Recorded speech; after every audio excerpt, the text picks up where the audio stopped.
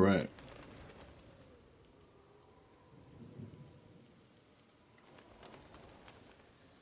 Hey everyone.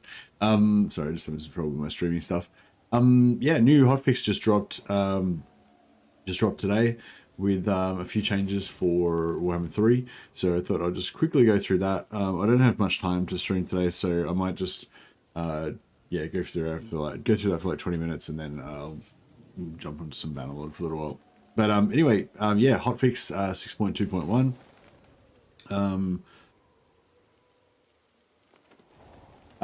Releasing hotfix 6.2.1 releases new fixes and tweaks to Warhammer 3, including balance changes to Warriors of Chaos crossed out. Yeah, I didn't even know there was balance changes coming to Warriors of Chaos, so there you go. Apparently there's balance changes coming to Warriors of Chaos. I don't know, I don't know why that's included, but yeah, that's interesting. I wonder what that's all about. I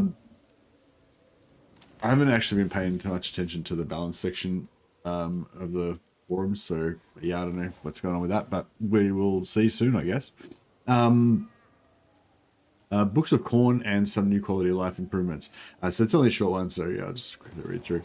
So enabled a Realms of Chaos front end video skip, basically, in the game settings menu. Enabling the setting will ensure that the Realms of Chaos video plays before the front end. Disabling will skip the video when launching the game. So yeah, so basically, if you're if I just go to that scene, so if you just go into like options, game settings, then down here you've got this skip Realms of Chaos video. So yeah, you can just pick that box and apply, and then basically it won't play the Chaos, won't play the Realms of Chaos video at the start when you launch the game. So yeah, just help you get into the game a little bit faster.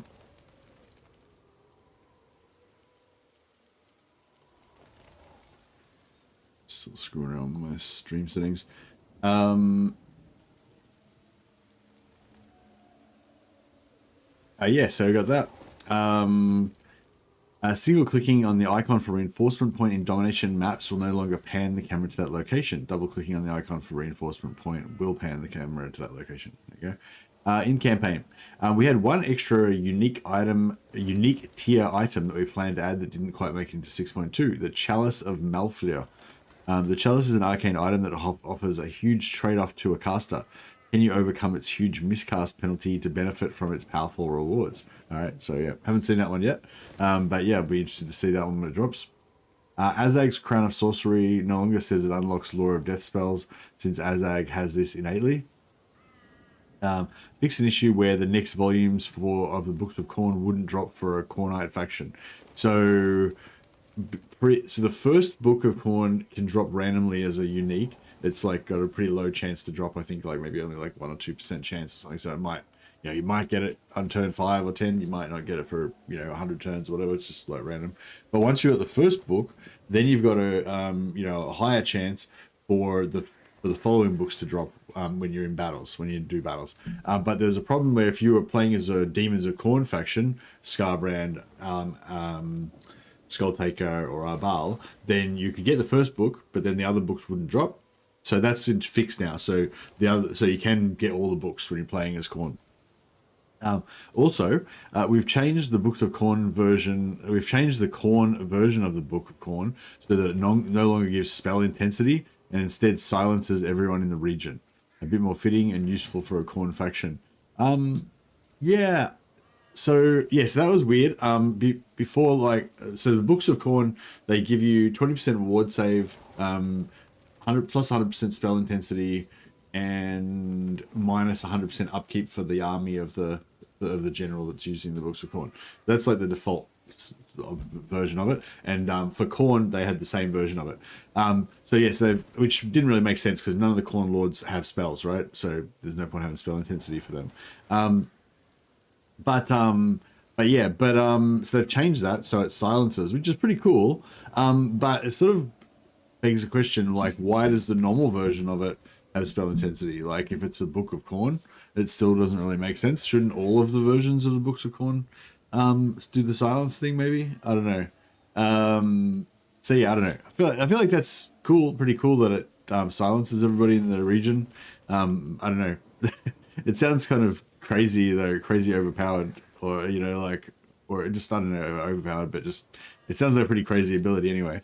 Just being able to silence everyone in the region, so you don't even have to have it on the lord that's fighting in the battle. Just have a lord nearby, and then no enemies can use magic against you at all. So that's pretty interesting ability anyway. But yeah, I kind of feel like the normal version should have it as well. Like, I don't know why the Books of Khorne make other people more powerful spellcasters. It seems like a weird thing. But anyway, we originally made the decision that the permanent raising effect of the completed Book of Khorne would prevent even Khorne factions from settling the ruins through their automatic ruin colonization feature. However, on second thought and considering your early feedback, we've decided to re-enable ruin colonization via this feature for Khorne factions. We'll continue to monitor feedback on this. So if I'm reading that correctly, that means that the Books of Khorne will still allow you to permanently raise settlements. However, if you're a Khorne faction, even if it's a permanently raised settlement, you can still automatically colonize it using your ruin colonization feature. That Khorne's settlements, they have a chance each turn to automatically settle ruins in the same province. So apparently that's still going to work for Khorne factions, but I assume it's still going to be permanently raised for everybody else. Yeah. Casket of Souls aren't just for Christmas. They're affected by redline skills like other units. Azag's skill Insane Visions now provides faction-wide hero recruit rank instead of province-wide. Paint to Beasts now affects WAR trophy units. Move minor faction potential and AI strength assessment checkboxes from endgame settings to general campaign settings. This will not affect current campaigns. So if you set up a campaign. As I hold Gal Maraz, Empire's blessings, yes. Oh, fuck. Not what I meant to do. I didn't mean to actually start. I meant to show you the options, which I'll do in a minute. But yeah, basically, if you set up a new campaign, there's 2 checkboxes for the new AI, and they were previously in the previous patch. They came, no, not playing Cup Run. They came underneath the end-game scenario settings. So basically, you could check on AI aggressiveness, check on boosted AI minor factions, but then if you disabled the end-game scenarios, that would also disable those AI settings that you just set. So they've now changed that so that those settings are not inside the end-game scenario section. So basically, you can have AI settings, and it doesn't, it's not part of your. Maybe I can try to do this again. I am Prince as I hold Gal Maraz. Okay. I am ready. Yeah. So sorry, get rid of this. So yeah. So if you just create a new account, a new campaign, go into settings, and then up the top here you've got enable sea lanes, minor faction potential, AI strength and threat assessment, and enable endgame scenarios. So it doesn't matter whether you enable endgame scenarios or not. These two AI settings are above that now, which is how they're supposed to be. So yeah. So unfortunately, if you'd started a campaign previously and you'd tick these boxes or whatever, but you'd disable endgame scenarios, then that campaign would not have the AI settings. If you just left enable the endgame scenarios on by default, then you would still have your AI settings activated. And yeah, so basically, AI strength and threat assessment, when checked, the campaign difficulty settings are overridden so that AI factions are always better at assessing threats and based on strength and proximity of rivals, in addition to having generally increased hostility towards unknown factions. So if you have this on, it should result in the AI factions being more aggressive and just generally conquering stuff faster throughout the campaign, so that especially versus other AI factions, so that by the time you meet like factions in the later game, like you probably won't notice anything at the start, but by turn like 30, 40, 50, 100, you should notice that the bigger major factions have conquered like larger areas and have bigger empires, and they've wiped out and gobbled up all the minor factions more effectively, hopefully. However, if you like that aggressiveness and you like the AI to be a little bit stronger or whatever, but you don't like the fact that they wipe out all the minor factions really fast, because if you have this on, it should result in pretty much all the minor factions getting wiped out really fast. Then yeah, you can tick this box, which makes which basically boosts certain minor factions to make them well, I don't know, in the previous patch it was only certain minor factions, like kind of most of them, a lot of them, but it doesn't actually say anything about it being specific minor factions, so it just sort of sounds like it's just all minor factions in this. But anyway, yeah, so basically this boosts minor factions, so that if you want to play as Karl Franz and you want to play like co-op with the AI Elector Counts or whatever, then this will make them not just be completely useless and fall over. You know, they'll actually be a little bit stronger and be potentially be decent allies. Or if you you know, you're playing as Chaos, or playing as Archaon, and you want to have heaps of vassals or whatever, you know, picking on your minor faction potential will make your vassals a little bit stronger. But yeah, but those two kind of counteract each other a little bit, I think, if I understand it correctly. So AI threat assessment should make bigger AI empires, but minor faction potential will actually probably slow down that growth of those major empires. So if you want it to be, you know, a bit more end game challenge, you probably want to turn off minor faction and turn on AI.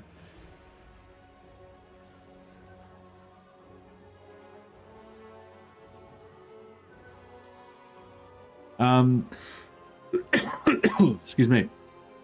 Implemented a enable realms of chaos front end video option in the game settings in the main menu. Enabling the setting currently skip realms of chaos video will ensure that enabling this setting which is called skip chaos realms video, will ensure that the realms of chaos video plays. Disabling it will skip the video. What?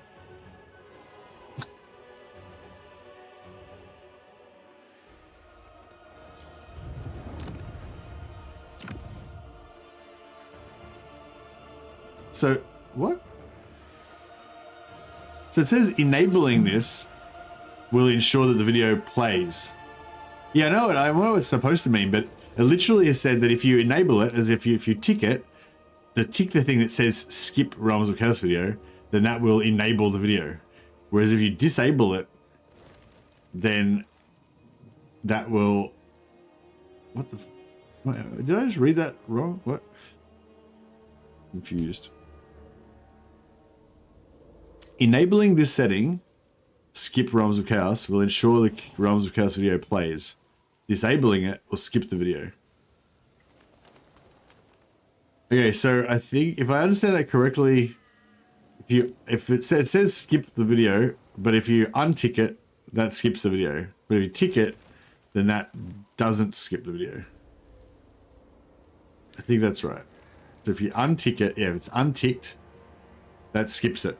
Even though it's the opposite of what it says, but I think that's right. So if we enable it. All right, let's test this out. I'm curious now.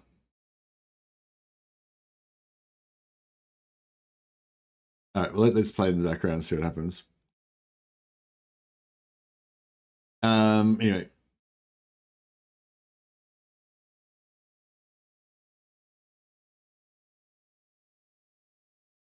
All right, it's happening. See if the chaos roll. So I've got it. Yeah, I've got it unticked. So we'll see if it makes it actually play or not.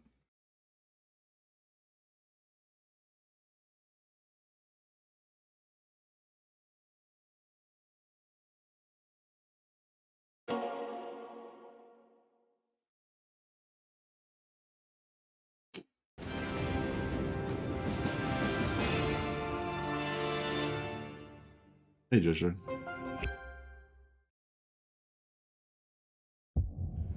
Okay, right. So yes, it is exactly what they said in the thing. So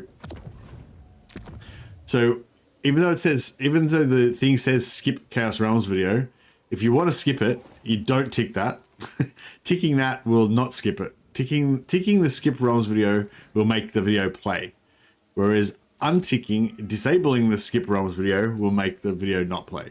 So yeah, so if you want the game to load faster, without having to skip the intro video, assuming you've already seen it a few times, then yeah, just untick this, and then the video will not play anymore. Which is what it says here, but it's a bit confusing. It's not very intuitive because it's like the opposite of what it says in the thing. Anyway, that was weird. Black Ark's docked effect now uses an icon when in the pre-battle screen. What is the Black Ark's? I was a bit confused by that one. What is the Black Ark's docked effect? What's that? Yeah, I don't remember. I don't know, I'm confused. What's the docked effect in the pre-battle screen? Yeah, anyway, it's weird. Fixed not restoring army selection after treasury. Objectives or treasure maps panel has been closed. Volksgrad is a major settlement. The garrison building available now correctly reflects that. Altdorf College of Forbidden Magic now correctly shows a landmark in the building browser. That's nice. Fixed a potential crash on AI turns. Fixed a crash when defeating Malachi's Adventures Wood Elf force. When occupying Kislev factions that contain court or orthodoxy buildings, those buildings will now convert as expected. Yeah, it's weird getting Kislev buildings when you're not Kislev. Shadow Realm stance no longer shows as a negative effect for Elithanar. Cost of discovery buildings is now in the correct order. The cost of discovery buildings is now in the correct order for Bretonnia, Vampires, Dark Elves, Empire, all those factions. What? I don't get that. What's that? The cost of discovery buildings is now in the correct order for Bretonnia, Vampires, Dark Elves, etc., etc. Not sure what that means. Maybe that means Dread expansion. Yeah, that's what I thought. Maybe that's what that means. I'm not sure. Black Ark's docked effect now uses icon when in pre-battle screen. Yeah, I don't know. Like, what's the docked effect? Yeah, maybe it means Dread expansion. Maybe there's something that happens when you dock it inside a settlement that I never noticed before. Maybe they're talking about like docking on walls, like in sieges or something. Yeah, I'm not really sure. Maybe lower tier Skaven finder buildings were more expensive than higher tiers. Yeah, maybe. I don't know. In battle, fix possible crash during battle that may occur when map Vampire Forest and possibly other maps too. We've removed the expendable attribute from Hobgoblin Bolt Thrower because Hobgoblins are not expendable. Cool. Blood Knights and Blood Knight Lancers now have their own unit caps. What?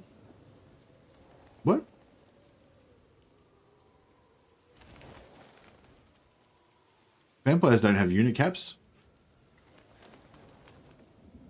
Yeah, I assume they don't mean unit caps. I assume they mean that the recruitment cap for, I assume they mean the, oh no, for battle. Yeah, you're right. It's probably for PvP. Yeah. Right. Makes sense. Okay, yeah, so it's probably a multiplayer thing. I thought maybe it meant like the Raised Dead pools have separate caps or something, but I'm pretty sure they already have separate Raised Dead pool caps anyway. So yeah, that must be just tournament multiplayer. So yeah, Hobgoblin Voltra has its own unit. Yeah, they're tournament multiplayer. Grudge Settler has its correct class and icon. Emperor's Wrath Steam Tank no longer shows different stats in battle and campaign. Cool. All right. Anyway, yeah. So a little hotfix. So the most notable thing is that apparently there's a big balance change coming for Warriors of Chaos that they've felt the need to mention, even though it's not actually in this hotfix. So yeah, I don't know what's going on with that. I guess there's going to be a big balance change for Warriors of Chaos coming soon. I'll be really interested to see what that is. I mean, I assume it's just like when they say balance change, I assume they just mean like stat changes for multiplayer. Like, you know, Warriors of Chaos have like +2 armor. Wrathmongers have like +5 melee attack, or shit like that. I assume that's what they mean by balance change for Warriors of Chaos.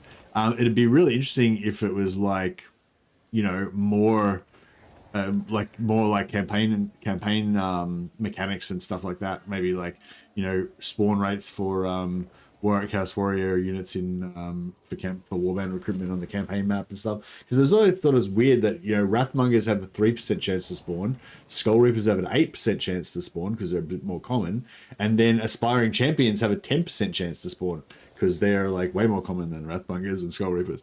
So yeah, so it's sort of a bit back to front in that way. It sort of seems, yeah, I don't know if it'd be stuff like that, like campaign mechanics, or if it's, I assume it's just hotfixes for it's just balance changes on the stats for battles, but yeah, I don't know anything about it.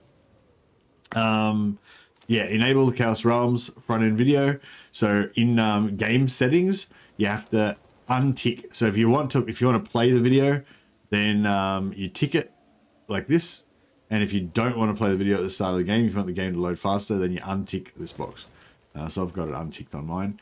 And the other major thing was the well, there's a couple of extra items added and stuff, and the Books of Khorne have changed for the Khorne version, so that it no longer gives spell intensity and instead silences everyone in the region. So yeah, so as far as I know, the Valkyr is Warriors of Chaos faction, not Khorne faction. So Valkyr still gets the normal version of the Khorne books, which gives 100% spell intensity. So she can still have, yeah, she could potentially, I guess she could potentially still have a Demon Prince Lord, and then like an undivided. She can have an undivided Lord, not convert them to Khorne, level them up all the way until they become a Demon Prince, and then they would have spells, and then they could get the Book of Khorne equipped on them, and then you'd have spell intensity, I guess. But for all other Khorne factions, it does silence in the local region, which is yeah, pretty crazy. Yeah, and yeah, so you have to, yeah, anyway. Cool. Anyway, so that's a little hotfix. It's nice that they got the hotfix out early for the Khorne books for the Khorne factions. Because I think a lot of people were excited about trying to find them with Khorne, and you know, they couldn't find them. So so now they can. So that's cool. I've got to it's only be a short session today because I've got to do something during the day. I might do a second session later on. So I'm just gonna leave it at that for Warhammer for today. We're just gonna, or for this morning, and then we're just gonna play a little bit of Bannerlord for a bit. I know it's kind of a bit disjointed doing like Warhammer stream and then Bannerlord. But anyway, but yeah, so I'm just gonna jump into Bannerlord for a bit now, and it's probably only gonna be a couple of hours of Bannerlord, and then I might do another stream this afternoon, but probably not. So it'd probably be a bit of a weird short day today. And hopefully we're back tomorrow for a full length stream.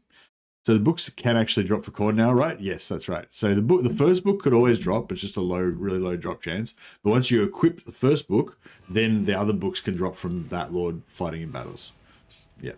But yeah, you need to restart. You need to start a new campaign though for a lot of the drop chance stuff. You need to start a new campaign for the AI changes stuff if you want to change your AI settings. But I think the books probably will be okay. So yeah, so if you've got the first book on Skulltaker, I would guess you can probably just reload your game now with 6.2.1 and then keep playing with Skulltaker having the book equipped, and you should be able to, you should have the new version of the book, which will actually drop the Khorne books. I would guess. So I would guess you don't have to restart your Skulltaker campaign. You can just keep going. But if you've got the wrong AI settings, then you'll have to restart to get the AI settings correct. Cool. All right. So yeah, so we're just going to play some more of this Bannerlord campaign. So yeah, so if any of you guys want to hang out for a little bit longer, you can check that out. And I'm just going to switch over to a new stream in a second.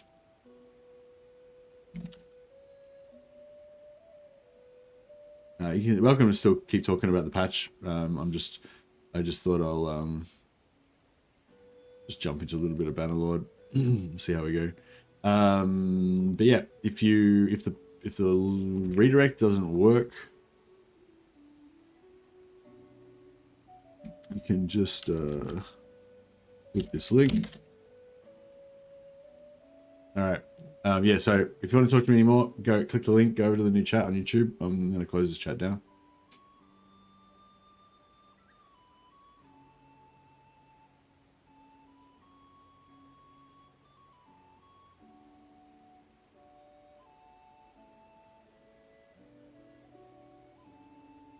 All right. Okay, so we're back with a knight's dream. So our knights is our young knight, Merswain, knight of Bretonia / Landia.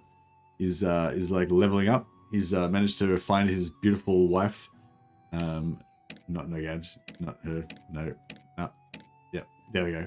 Beautiful wife Lyanna, the greatest warrior, greatest female warrior of Landia, is now our bride. So our next mission is to get a wife for our brother.